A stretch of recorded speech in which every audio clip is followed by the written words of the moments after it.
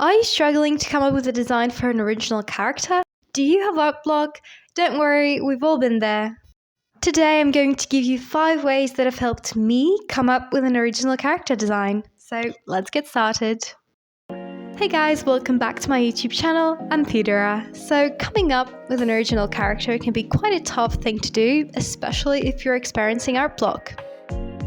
One very simple thing you could try to do is take inspiration from color palettes. Okay, I know this sounds a bit basic, but it can be really helpful. Most of the time when I have art block, I like scrolling through Pinterest and just finding color palettes. That might inspire me to make my own original character. For example, for the OC that I'm drawing here, who actually doesn't have a name, anyway, I've used bright blues, purples and reds. And as you can see, this is another original character of mine whose name is Enya, and I've mainly used oranges and purples with a combination of greys too for her design.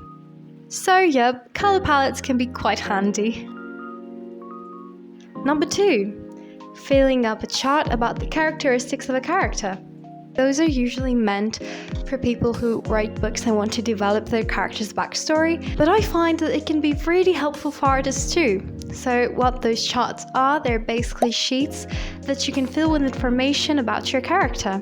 And what I do when I do this is I fill in the blanks with random characteristics, such as the hair color, the eye color, etc. Once I've completely filled out the chart, I try to combine the characteristics and just make a character out of them.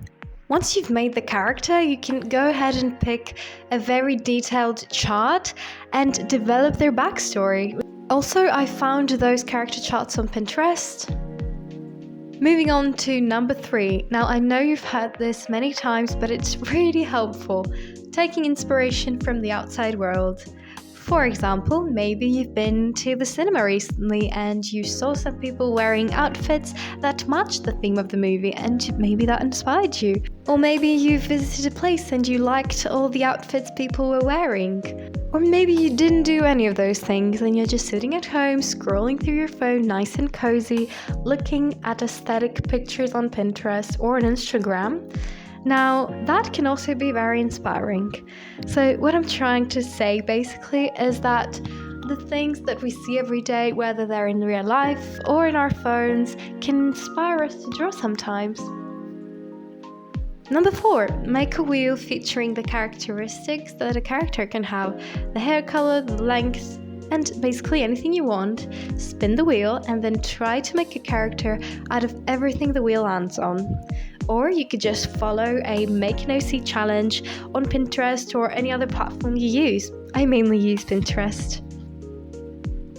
And we've made it to the final tip I'm going to suggest.